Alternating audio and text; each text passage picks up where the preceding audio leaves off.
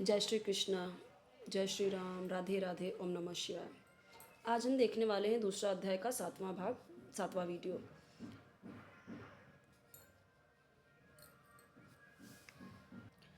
इसके पहले के सारे वीडियोस एक अलग से प्लेलिस्ट है श्रीमद् भगवद गीता, उसमें आपको सारा मिल जाएगा।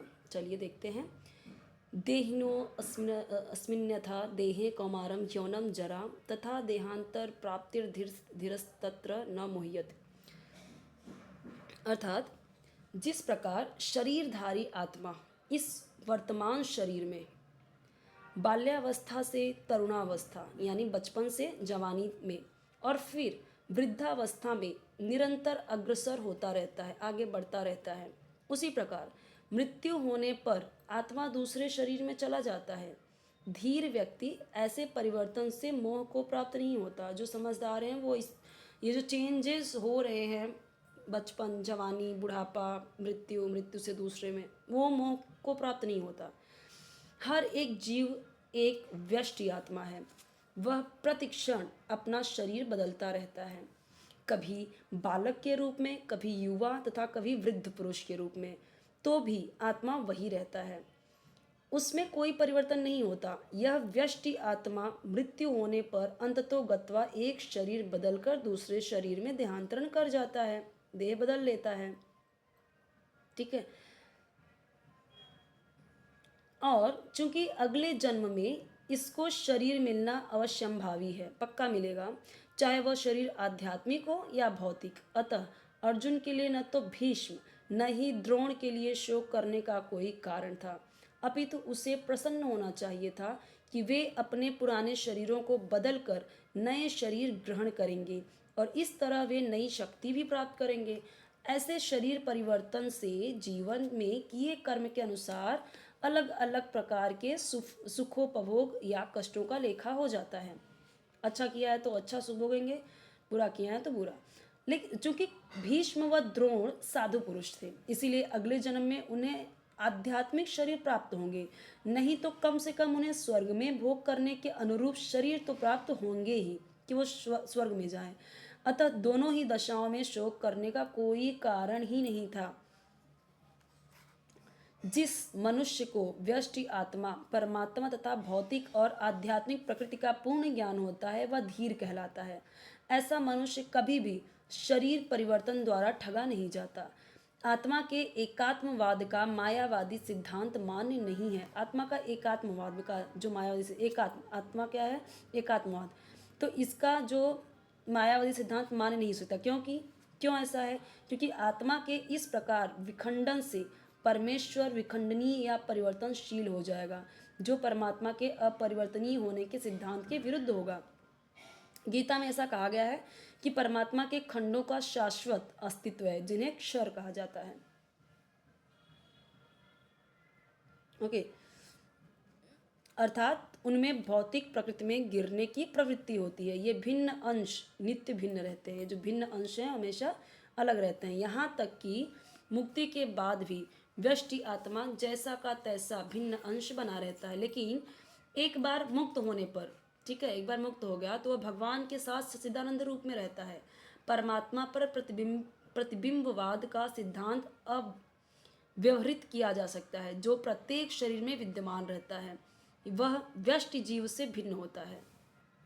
यहाँ पे व्यष्टि का मतलब क्या है, आप एक एक लाइन ध्यान से जैसे से मैं पढ़ाते जा रही हूँ स्टार्टिंग से देखेंगे तो समझेंगे। व्यष्टि आत्मा का मतलब क्या, हर पल अपना जो शरीर बदलता रहता है।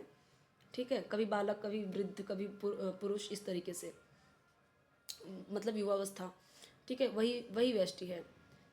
तो जो मुक्ति के बाद भी व्यष्टि आत्मा जैसे का तैसा भिन्न अंश बना रहता है, लेकिन एक बार मुक्त होने के बाद वह भगवान के सच्चिदानंद रूप में रहेगा। परमात्मा पर प्रतिबिंबवाद का सिद्धांत व्यवहृत किया जा सकता है, जो प्रत्येक शरीर में विद्यमान रहता है। भगवान कैसे हर एक शरीर में विद्यमान है, उपस्थित है। वह व्यष्टि जीव से भिन्न होता है। भगवान व्यष्टि जीव जैसे नहीं होते, वो एक ही जैसे रहेंगे। जब आकाश का प्रतिबिंब जल में पड़ता है तो प्रतिबिंब में सूर्य, चंद्र और तथा सारे जो तारे होते हैं, सब कुछ उस प्रतिबिंब में दिखेंगे। तारों की तुलना जीवों से, तारों की तुलना किससे, हमसे, इंसानों से, जीवों से यानी आत्मा से, और सूर्य या चंद्र की परमेश्वर से की जा सकती है। सूर्य चंद्र से बहुत ऊपर है, लेकिन यहाँ पे एक एग्जाम्पल दिया जा रहा है, जैसे तारे दिख रहे हैं, फिर उसमें सूर्य चांद भी दिख रहे हैं। बड़ा कौन है? सूर्य चांद है, तो वो तो दिख रहे हैं, तो उसके साथ साथ तारे भी दिख रहे हैं। तो सूर्य चंद्र को अगर हम भगवान मान लें और खुद को वो तारे, तो इस तरीके से रह सकते हैं। तो तारों की तुलना जीवों से तथा सूर्य या चंद्र के परमेश्वर से की जा सकती है। व्यष्टि अंश आत्मा को अर्जुन के रूप में और परमात्मा को श्री भगवान के रूप में प्रदर्शित किया जाता है, जैसा कि चतुर्थ अध्याय के प्रारंभ में स्पष्ट है। जब हम चौथा अध्याय पढ़ेंगे, वे एक स्तर पर नहीं होते हैं। अगर अर्जुन कृष्ण के समान स्तर पर हो, एक ही लेवल पर हो, तो कृष्ण अर्जुन से श्रेष्ठतर न हो, तो उनमें उपदेशक तथा उपदिष्ट का संबंध अर्थहीन होगा।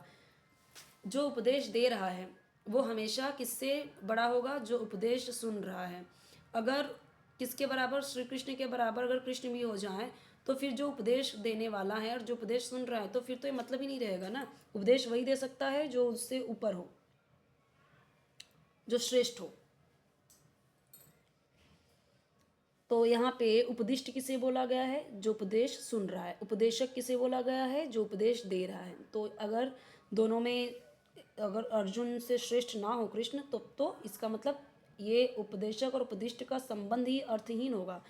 यदि ये दोनों माया द्वारा मोहित होते हैं, तो एक को उपदेशक तथा दूसरे को उपदिष्ट होने की कोई आवश्यकता नहीं है।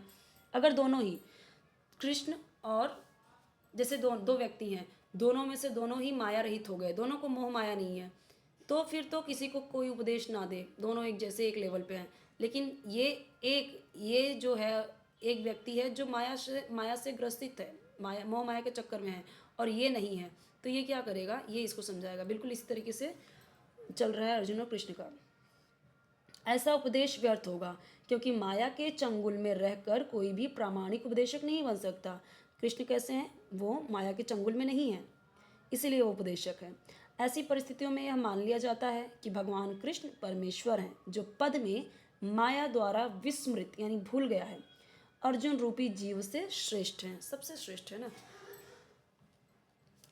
अब यहाँ से हम देखेंगे 8वां भाग दूसरे अध्याय का। ठीक है, छोटे छोटे ही वीडियो बना रही हूँ ताकि आप भी बोर ना हो पढ़ने में।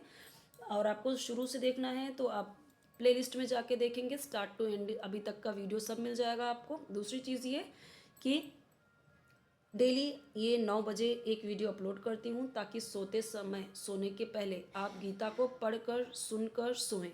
आप देखना चाहें तो देखते हुए पढ़ते हुए कर सकते हो, या फिर हेडफोन लगा के आप आराम से सुन सकते हो।